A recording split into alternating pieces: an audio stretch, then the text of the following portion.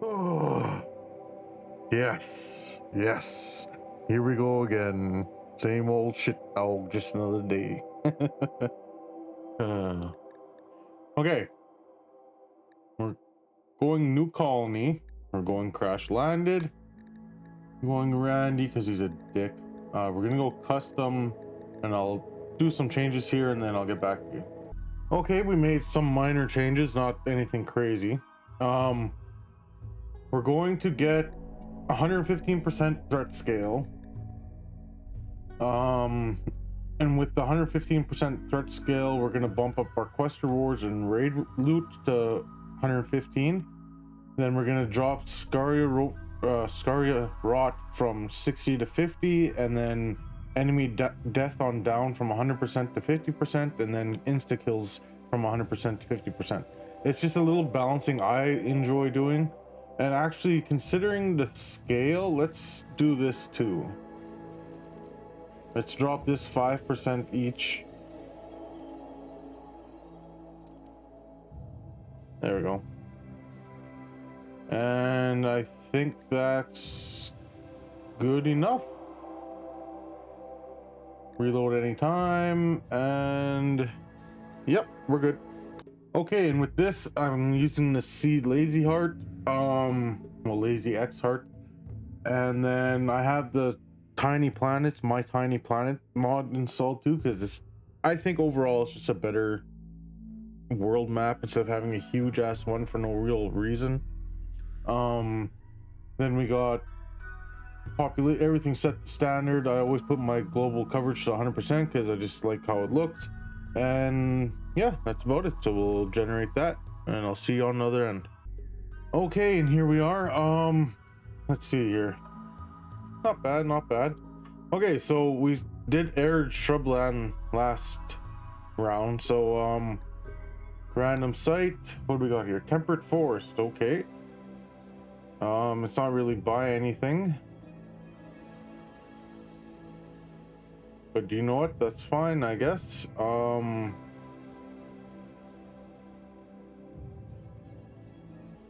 I think we'll just bump over to have some small hills at least, so we have some resources. But other than that, I guess, you know what? Fuck it, we're fine. Okay. And with this, I have a preset already created called Second Playthrough YouTube. And with this, we have added our past characters from our last game into the world. So there's LazyxHeart, he's shaved. Apparently, I don't know why he lost his beard, but okay. And yeah, then we have all the other people that were in our colony. So I plan on doing that every run.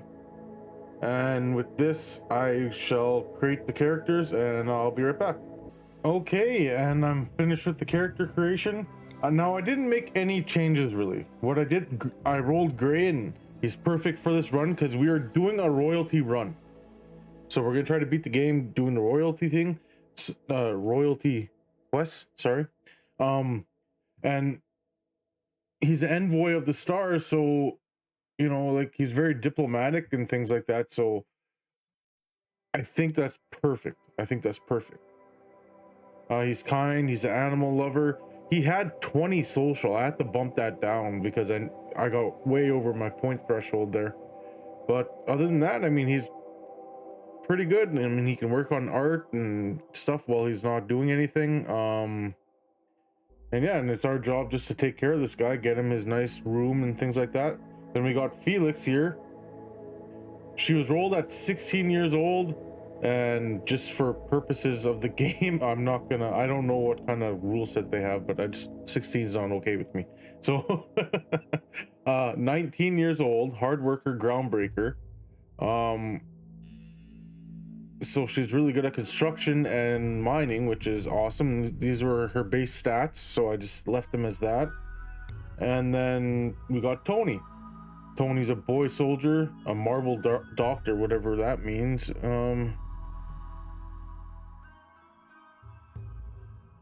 Not really too sure, but okay. But he's desensitized and a fast learner. He has good medical, good cooking, and so I what did I do with this guy? Oh yeah, I gave him double passion cooking and a passion in plants and bumped those up.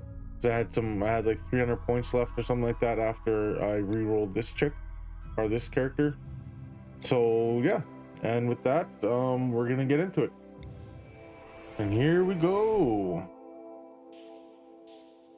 Okay, in this playthrough, we are going to take things slow as possible, because it keeps coming to my attention that I need to explain things better and stuff, because I guess there's a lot of newer people that haven't seen this game, and yeah, and it's more of the concerns of my RL friends and family. So we're going to take our time every episode and just slowly explain as we go along. I know I've been kind of just jumping from event to event to event to event, and that's mostly due to the fact that when I watch other YouTube creators, that's kind of what they do. Now, I think this will be a lot better for other people that haven't seen the game to actually understand what I'm doing and what different mechanics of the games actually does. So with that, we'll get started here.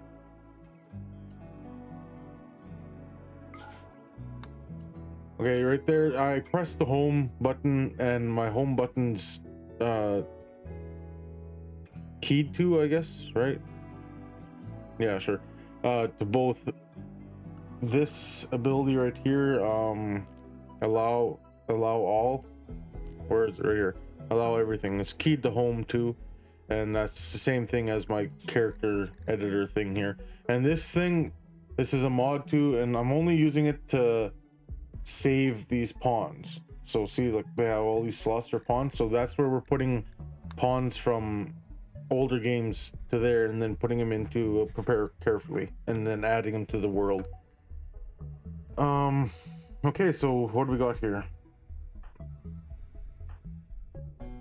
So Tony's our best shot with a shooting of 8 down here. Gray, we're gonna get Gray to wear the armor, even though, but because it's just because he's our leader. So,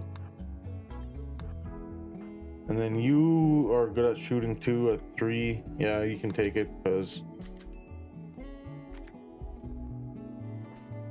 just because I'm gonna get Gray to just use the armor and the knife. And then from here, as he's doing that, let's take a look at our map. Got some iron ore over there, spaceship over there, components, iron ore. Shit, this is actually a pretty good spot. This is like perfect spot, because this dark stuff is high fertility. If you look at the bottom left, it says fert 140, and then if you go over here, it's fert 100%. So the fertility of this, and you can see that by clicking on this button.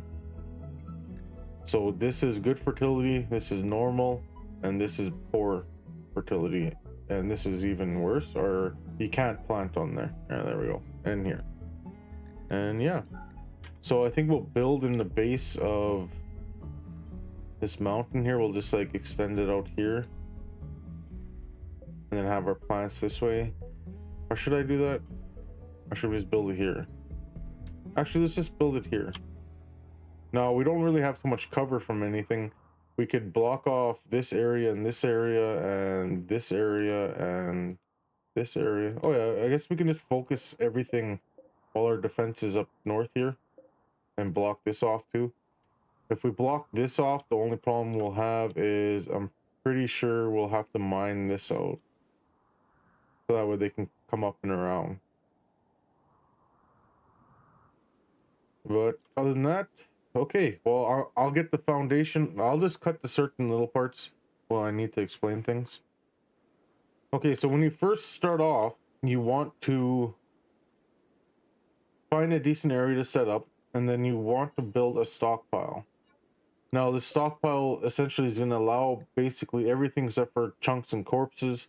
And chunks are these things, and metal scrap. I don't think there's any metal scrap. Oh, right there. So these are your chunks. You don't want that in your stockpile because it's just going to take up space. So you do this so that way all the stuff that's laying around, like we got wood out here, we got steel all over the map up here and everything. You want them to haul it to a one designated area. So that's what that's for. Next, what you want to do is build a room and roof. Put a roof, or just basically build a room for your stockpile, because these things have things like unroofed outdoors, and that degrades their health or their durability, I guess. And yeah, so you just build a building in order to protect them from the elements, and just like that. Another thing to keep in mind too, certain things don't have the same like durability bars. Like this has durability, that has durability, this has durability, like, but steel, a lot of your resources, steel, silver, gold, uranium, etc., plasteel, those don't have durabilities on them. And there's one item you really want to create right away, and that is the holy horse pin, because they need that as soon as possible in order to get some recreation in and then keep their moods up. Then you want to look at your zones here. I have a mod that lets me match, so basically I can't drag off that, because the normal one is the growing zone and I can go like that, but with match it just like whatever you click on it matches to, so it makes growing zones and everything super easy. So right out the gate we're gonna go rice, and then over here we'll go cotton. And to be honest, I could probably extend this one a little bit more. And another little tip and trick there is, if you like, we'll do it over here. Say you want to create a zone, right? Okay, I want a zone here, and then right beside it I want rice here and I want corn here. Now if you try to drag and put a zone there, it's just gonna merge. So what you have to do, let's see here, how do I shrink zones, there we go. What you have to do is build it here and then leave that space there, then you go like this and then you shrink that there. Now you have two separate zones. That's like the only way I know how to do that, but yeah, that's why I was able to get these zones right next to each other, is because I had this one offset just a little bit. Okay, and the next thing you kind of want to do is build yourself a kitchen and a dining room, because pawns cannot stand, as you can see here, I'm pretty sure they probably did it, 8 without table. Pawns cannot stand that. Now somebody was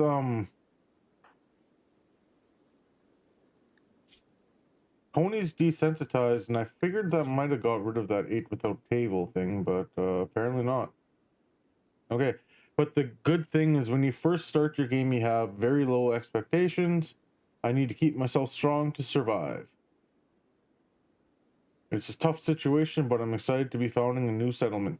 So you get a 34 mood buff right out the gate as soon as you start, but that goes away in well, in some time anyways. But yeah, so you want to get yourself and this is my freezer, so I'm going to put all my food in here, and then I will build a cooler, or this one probably, just because sure, why not. And that keeps your food from spoiling, and plant matter too. Now the problem with this is relatively small, but we have a small colony right now. We just have to fit this into there. That's not a big deal. Then this is gonna be our dining room, and then from after this we have to move on to after this we have to move on to building bedrooms for people. And the trick about building bedrooms is you have to anticipate when you're gonna get new colonists, because if you say I built out a plan for I don't know, just say right here, and I built 3 houses or 3 rooms over here, and you know, and I'm like, okay, well, I don't want to extend out too far this way, so my only option really is to go into the mountain, right? The whole idea is to build your room section kind of central to where everything is, because you don't want your pawns waking up in the morning and just have to walk all the way over here to get to the kitchen, right? So essentially you want to keep things pretty close knit. Now I've seen people make things where they don't connect everything, like, so this won't have a roof on it right in between here, this won't have a roof on it between here, and they essentially just have buildings, which is like, don't get me wrong, it's decent doing that. The only problem you run into is temperature, because it's hard to control temperature when it's all over, when it's disconnected like that. So if this was connected, I could put a cooler, or say this was connected here and in here, I could put a cooler right here, vent it into here, vent it into here, here. So then all this would be regulated temperature. But the problem is when you don't connect them, you just have separate buildings, let's say, is that the temperature is different. So I would have to put a cooler for every single room. And to me, that's just a huge waste of resources. So I think for the time being, we'll build those 3. And then I think what I'll do is go like this. And then that way, this is like base bedrooms. Like, well, I didn't mean to say like base bedrooms, but like basic bedrooms, right? So this is a nice block of bedrooms right here, and if I need to, I can put a cooler here and vent it to all these rooms, or a heater in these 2 back rooms and vent it to all the rooms, and then regulate the temperature that way, instead of having like a heater here, and here. Just some basic things, I guess. I'll explain it better when it comes time to put those things in, but I just thought I'd go over that quickly. You can also allow and disallow buildings. Now on base game, this might be a little bit different, because with the allow tool, I'm pretty sure you're able to select things by just dragging on them. With the base game, I think you have to like click, then press shift, and then individually click on them.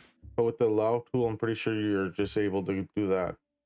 Then you just go, you can press F or just click the allow tool, and this will prevent them from building these buildings, these rooms, I should say, which is exactly what I want, because I'll worry about getting an extra room once we come across another colonist. But for now, we only have 3 colonists, 3 bedrooms, that's fine. And eventually we will be building Gray's throne room plus his bedroom, but that's for down the road. Okay, so I've created a stockpile inside our freezer here, our soon-to-be freezer, and what you want to do is you stick raw food in there. Now, what I'm going to also do is I have my so let's do this, do expert colonist, where I want 3 meals cooked per colonist. So that's Bill's set up.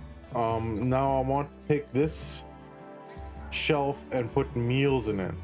Now the main reason I want to do that, because in base game, if you don't have like deep fridges or storage mods and stuff like that, what you want to do is prevent your colonists from coming in this freezer as much as possible.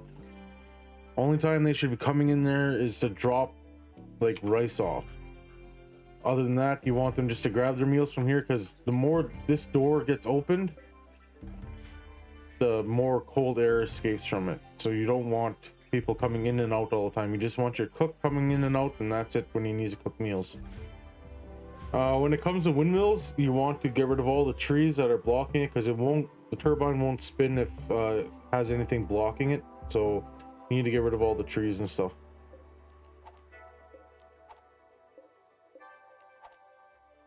Okay, I made one minor mistake here. You don't want to put your packaged survival meals in there, because it's just a waste. They can't rot. No, well, they can, but they can't rot like regular meals, as in they won't spoil. Yeah, they just can't spoil.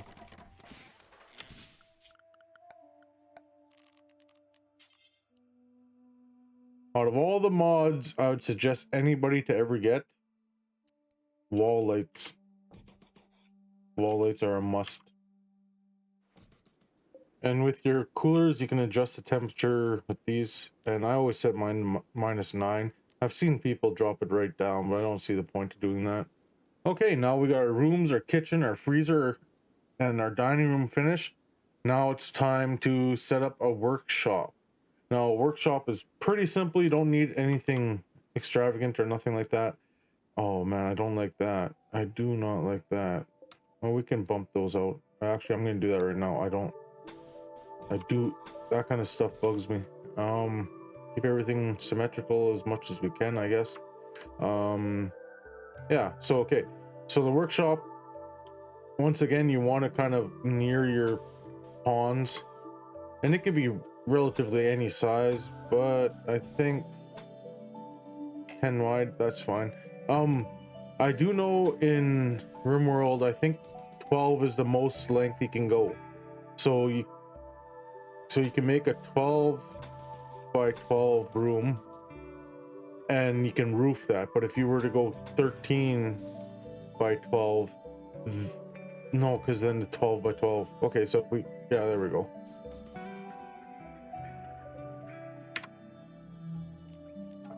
There we go. This is too big. So 13 by 13, the center block will collapse. I'm pretty positive on that. Once again, like I said, I'm just going to take things a little bit slower and explain things as I go along.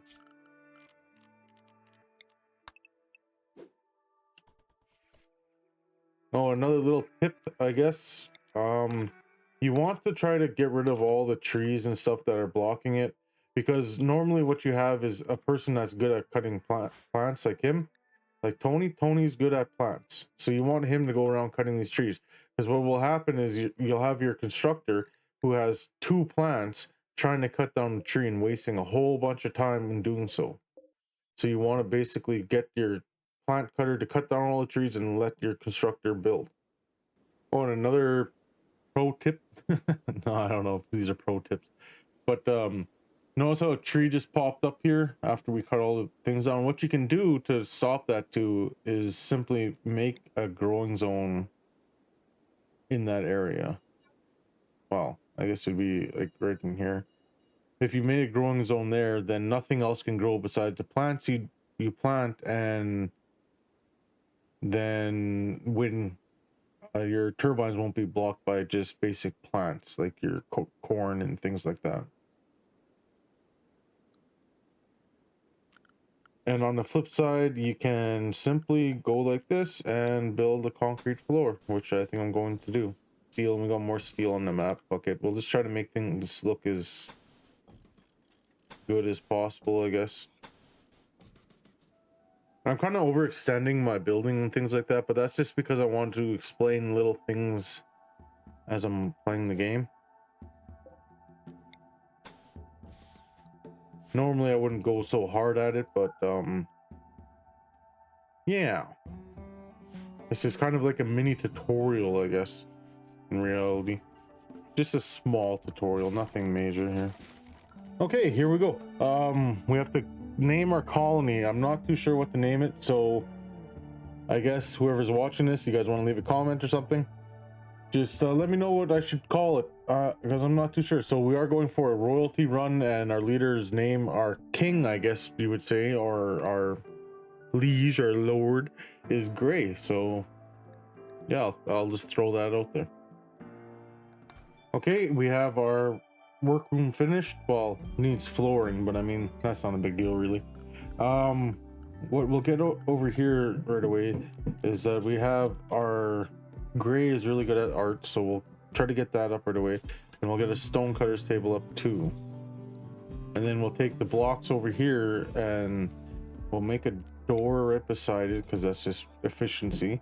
And they'll just grab these blocks, work on them, and then what I'm gonna do over here is go to raw resources and pick the stone blocks, and then go over to this stockpile and untick stone blocks. So I find this is the most efficient way of doing this, is so when they first start, they'll run over here, grab a block, so a limestone or a granite block. They'll take it to the stonecutter's table, and they'll work on it. Then they'll take it to this stockpile, drop the stone blocks, pick up another chunk, work on it, and they'll just keep going back and forth. Because if you didn't have it that way, what they would do is make the stone blocks, take it down here, through here, drop it, come back, grab a block, work on it. So I'm just cutting out that whole process right here, and it just adds speed. That's one of your goals here in this game, is efficiency, speed, all that. You know, like, you want things to work quickly. Okay, I'm gonna set up their priorities here. It's pretty straightforward. I'll cut to when I'm finished, and then I'll explain how it works. Okay, I finished their priorities here. So basically the way it works is, as you can see up here, it says higher priority is over here, lower priority is over here. So it goes from left to right. So they'll firefight first, then be a patient, then be a doctor, then do surgery, then bed rest. So all this stuff, this is the first thing. So firefighting's top tier. So if there's ever a fire, they'll stop whatever they're doing and go fight the fire. And that's how that works. So everything's tiered from left to right. And then when it comes to these numbers, it's simple as, the lower the number, the higher the priority. See, it says top priority, low priority. So therefore, I have it set that they'll do all this stuff. We'll go with Felix here. He has so he has high priorities and everything up to construction, basically. Like, he does have double passion inside handling, but Gray is a lot better than that. So we'll have Gray doing the handling. And then secondary is his mining skill. And then third will be his machining, all his crafting skills. And then, to be honest, then both of them will cremate as fast as possible, because the sooner you get rid of the bodies, the better. And then after that, they'll haul and clean, and then hopefully he'll go stone cut, because I want them priority 4 stone cut. So when they have nothing else to do, they can stone cut. The only problem I have is Gray is going to be idle a lot of the time, so I need him to start cranking out art. And in order to get art, we need stone blocks. So yeah, that's where we're at. Okay, I have a mod installed right now called cleaning zones or something like that. It's right here. So basically you can create a zone specifically for cleaning, or area, sorry, not a zone. Different. These are zones, these are areas. So everything I just highlighted will be set to cleaning.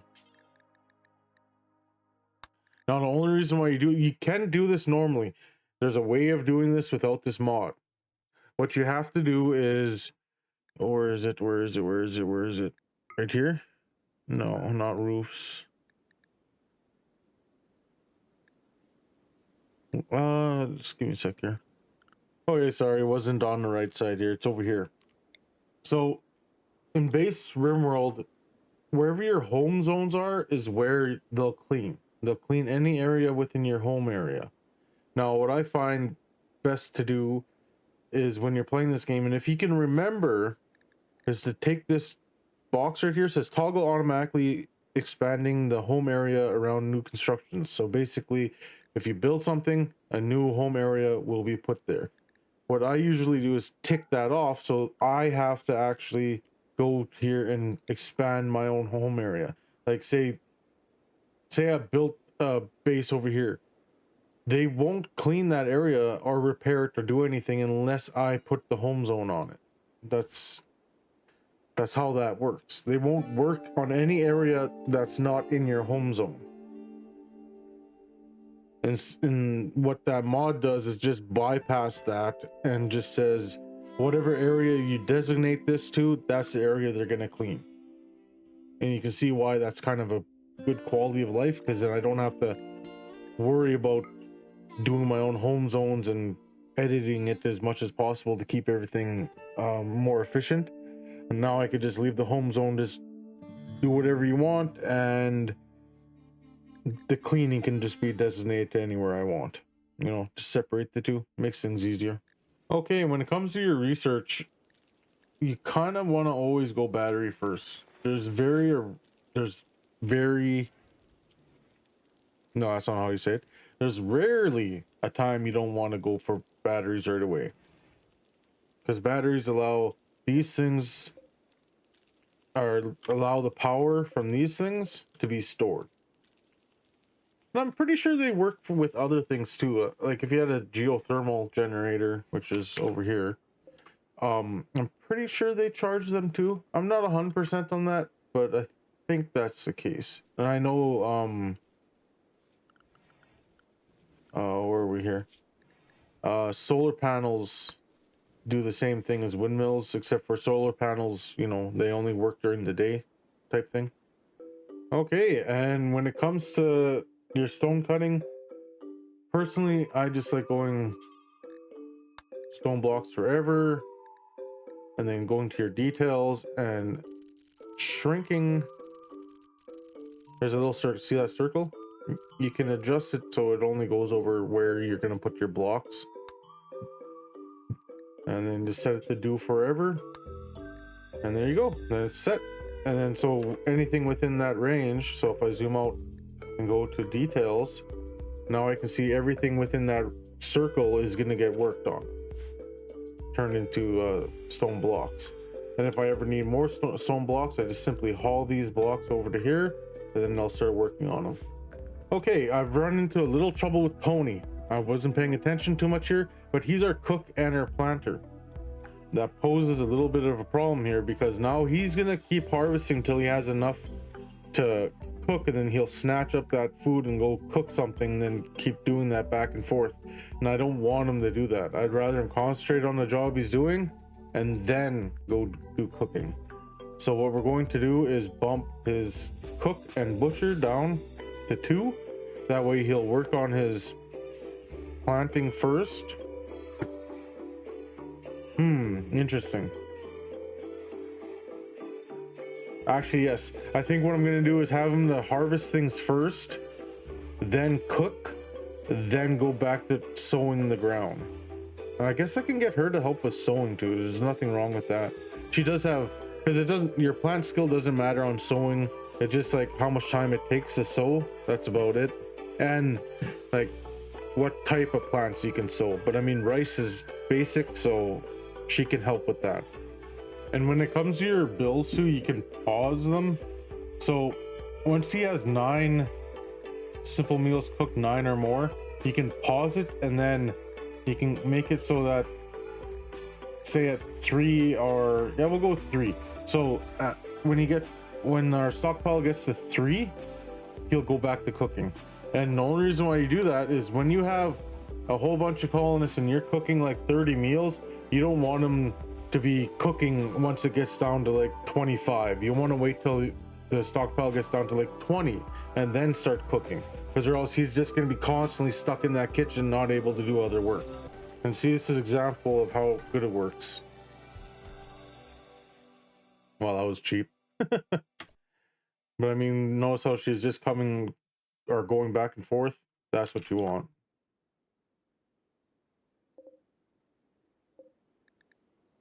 We have enough to make a small sculpture here, and what you want to do is look at the blocks and stuff you have. You have limestone. To be honest, we'll just go with whoa, cancel that. No, quit that. Stop that. What? Oh, okay. Well, whatever. What we want to do is get it off steel and wood, stone blocks only. And we'll just go 1 for now, and then he can work on it. There you go. Now we all have jobs to do when they're not busy. So these are the catch-all jobs, well, except for Gray, because apparently Gray sucks at everything. So, well, no, he'll be really good when it comes to recruiting people, so that's fine. Plus, he's our Legion Lord. We just let him do his own thing. There we go. We got our first sculpture, and it's a chicken, so we'll install that right inside there. Because art and stuff like that increases the wealth of the room and stuff like that. Because right now it's a dull dining room, but once we put that chicken in there, it'll be worth it. There we go. We got a good small sculpture, and it went from dull to slightly impressive, just like that. That's what I'm talking about, man. Doesn't take much. And here we go. This is the mission we've been waiting for. Now this kicks off the start of your the quest line to beat the game using the Empire. So right now is Acilionia. No, Leon. Leon? Yeah. Lion.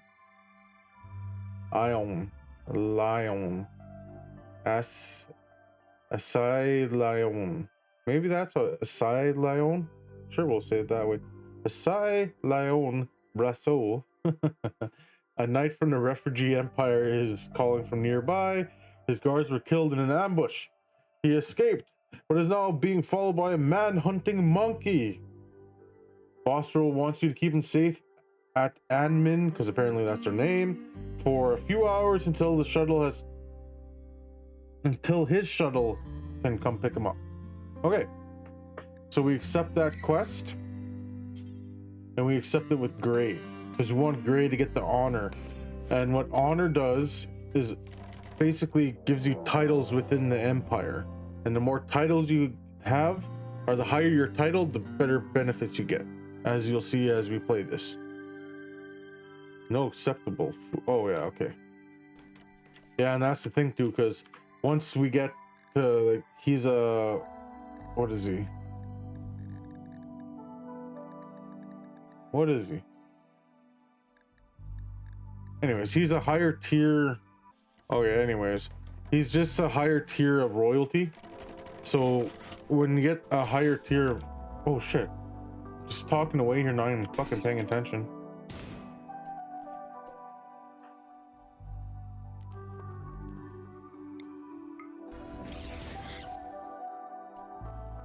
Where the hell did he go? He used one of his psionic abilities.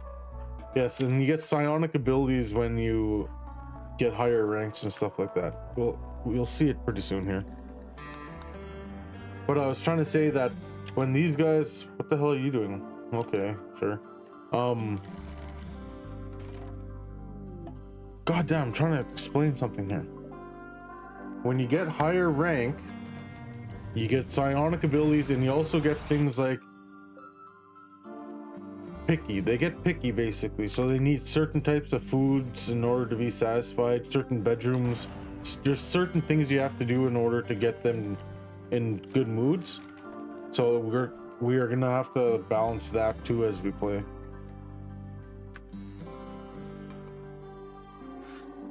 Goodbye, friend.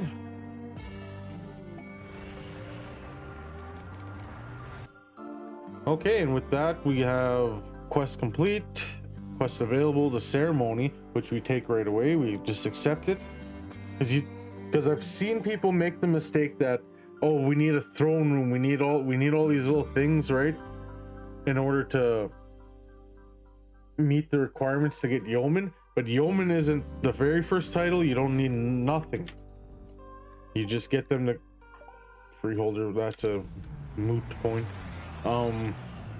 Yeah, okay, so here they are. This is the ceremony guy. He's the bestower of the refugee empire. So he'll come with all his cronies and just stand there forever. There we go. Now he's coming.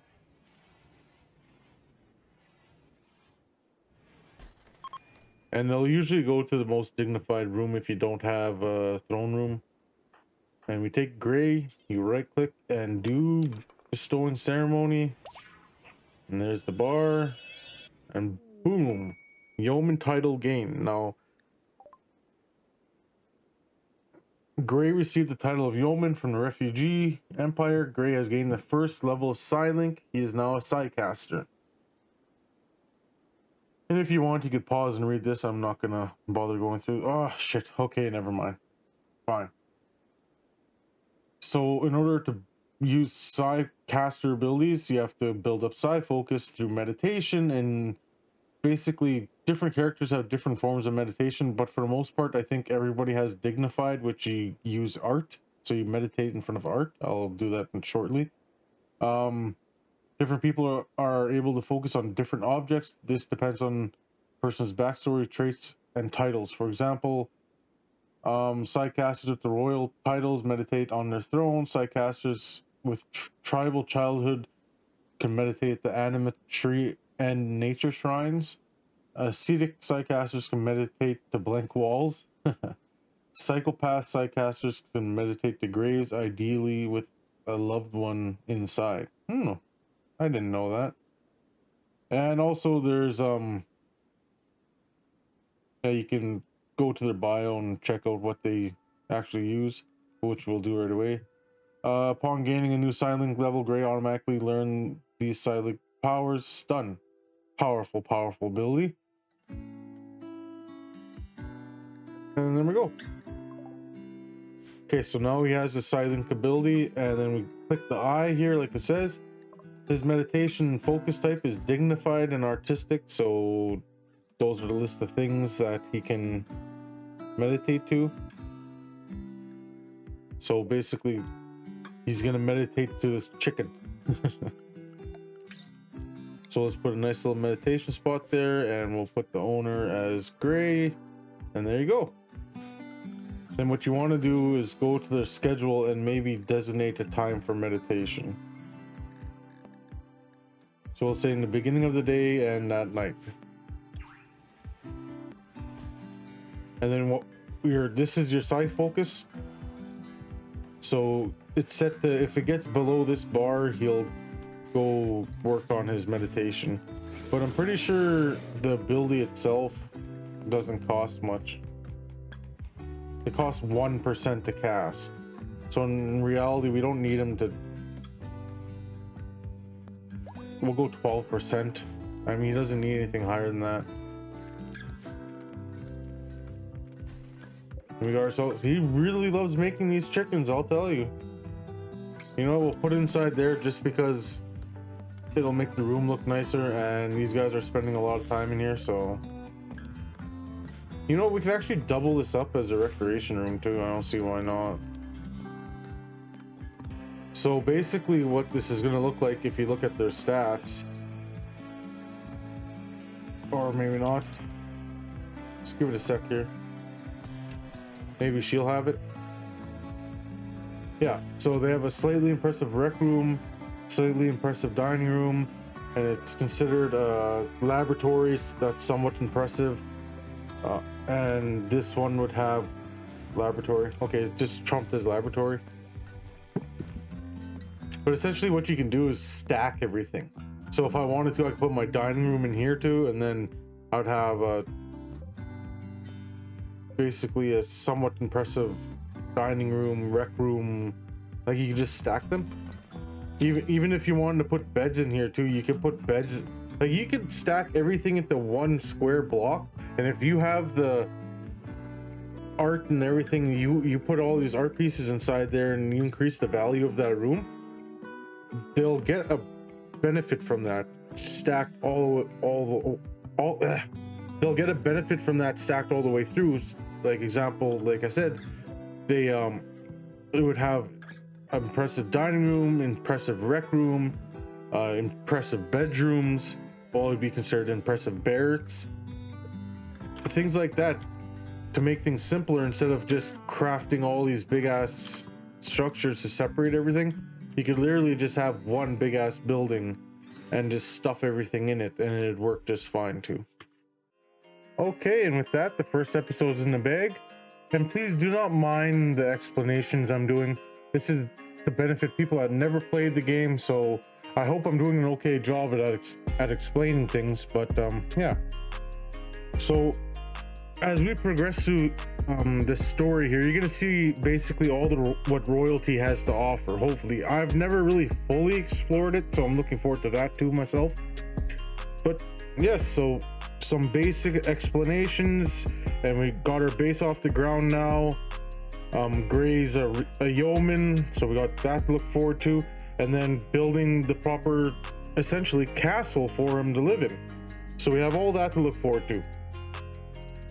But like I say all the time, have a good day, have a good evening, have a great life, and I'll catch you next time.